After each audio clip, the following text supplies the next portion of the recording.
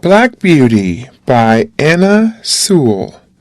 Part 1, Chapter 7, Ginger. One day, when Ginger and I were standing alone in the shade, we had a great deal of talk. She wanted to know all about my bringing up and breaking in, and I told her. "Well," said she, "if I had had your bringing up, I might have had as good a temper as you, but now I don't believe I ever shall." "Why not?" I said. "Because it has been all so different with me," she replied. "I never had anyone, horse or man, that was kind to me, or that I cared to please, for in the first place I was taken from my mother as soon as I was weaned, and put with a lot of other young colts. None of them cared for me, and I cared for none of them. There was no kind master like yours to look after me, and talk to me, and bring me nice things to eat. The man that had the care of us never gave me a kind word in my life. I do not mean that he ill-used me, but he did not care for us one bit further than to see that we had plenty to eat and shelter in the winter. A footpath ran through our field, and very often the great boys passing through would fling stones to make us gallop. I was never hit, but one fine young colt was badly cut in the face, and I should think it would be a scar for life. We did not care for them, but of course it made us more wild, and we settled it in our minds that boys were our enemies. We had very good fun in the free meadows, galloping up and down and chasing each other round and round the field, then standing still under the shade of the trees. But when it came to breaking in, that was a bad time for me. Several men came to catch me, and when at last they closed me in at one corner of the field, one caught me by the forelock, another caught me by the nose, and held it so tight I could hardly draw my breath. Then another took my underjaw in his hard hand and wrenched my mouth open, and so by force they got on the halter and the bar into my mouth. Then one dragged me along by the halter, another flogging behind, and this was the first experience I had of men's kindness. It was all force. They did not give me a chance to know what they wanted. I was high-bred, and had a great deal of spirit, and was very wild, no doubt, and gave them, I dare say, plenty of trouble. But then it was dreadful to be shut up in a stall day after day, instead of having my liberty, and I fretted and pined and wanted to get loose. You know yourself it's bad enough when you have a kind master and plenty of coaxing, but there was nothing of that sort for me. There was one, the old master, Mr. Ryder, who I think could soon have brought me round, and could have done anything with me, but he had given up all the hard part of the trade to his son and to another experienced man, and he only came at times to oversee. His son was a strong, tall, bold man. They called him Samson, and he used to boast that he had never found a horse that could throw him. There was no gentleness in him, as there was in his father, but only hardness, a hard voice, a hard eye, a hard hand, and I felt from the first that what he wanted was to wear all the spirit out of me and just make me into a quiet, humble, obedient piece of horseflesh. Horseflesh!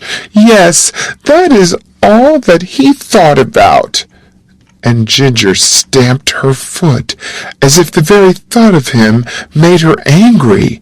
Then she went on, "If I did not do exactly what he wanted, he would get put out and make me run round with that long rein in the training field till he had tired me out.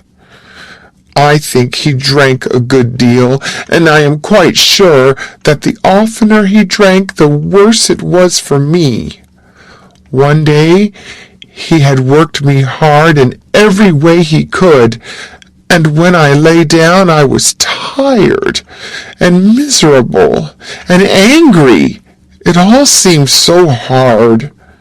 The next morning he came for me early and ran me round again for a long time. I had scarcely had an hour's rest when he came again for me with a saddle and bridle and a new kind of bit. I could never quite tell how it came about. He had only just mounted me on the training ground when something I did put him out of temper, and he chucked me hard with the rein. The new bit was very painful, and I reared up suddenly, which angered him still more, and he began to flog me. I felt my whole spirit set against him, and I began to kick and plunge and rear as I had never done before, and we had a regular fight. For a long time he stuck to the saddle and punished me cruelly with his whip and spurs, but my blood was thoroughly up, and I cared for nothing he could do if only I could get him off. At last, after a terrible struggle, I threw him off backward. I heard him fall heavily on the turf, and without looking behind me, I galloped off to the other end of the field.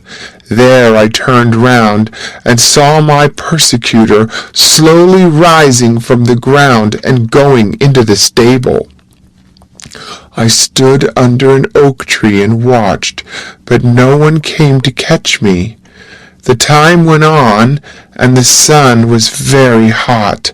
The flies swarmed round me and settled on my bleeding flanks where the spurs had dug in. I felt hungry, for I had not eaten since the early morning, but there was not enough grass in that meadow for a goose to live on. I wanted to lie down and rest, but with the saddle strapped tightly on, there was no comfort, and there was not a drop of water to drink. The afternoon wore on, and the sun got low. I saw the other colts led in, and I knew they were having a good feed.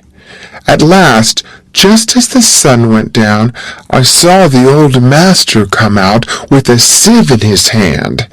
He was a very fine old gentleman with quite white hair, but his voice was what I should know him by among 1,000.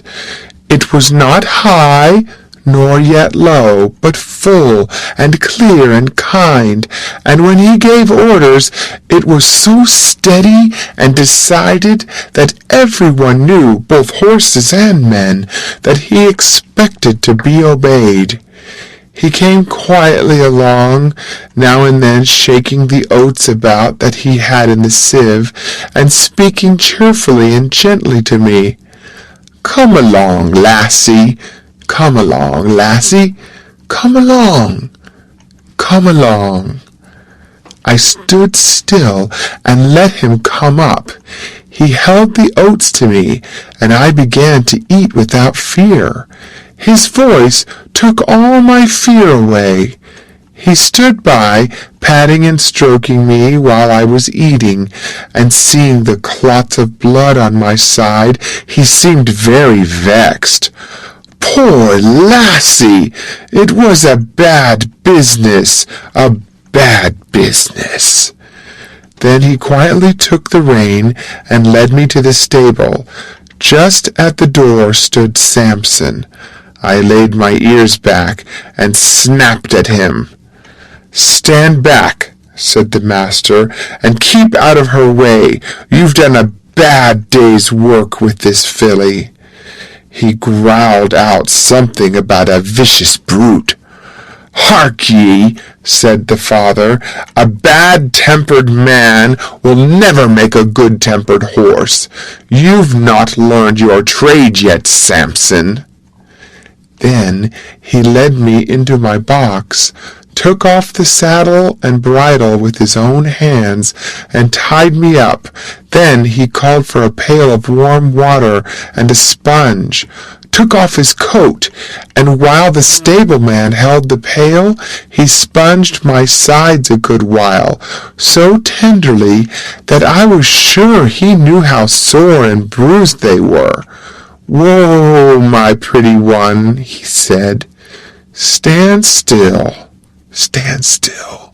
His very voice did me good, and the bathing was very comfortable. The skin was so broken at the corners of my mouth that I could not eat the hay. The stalks hurt me. He looked closely at it, shook his head, and told the man to fetch a good bran mash and put some meal into it. How good that mash was, and so soft and healing to my mouth. He stood by all the time I was eating, stroking me and talking to the man. "If a high-mettled creature like this," said he, "can't be broken by fair means, she will never be good for anything." After that, he often came to see me. And when my mouth was healed, the other breaker, Job, they called him, went on training me. He was steady and thoughtful, and I soon learned what he wanted. End of chapter.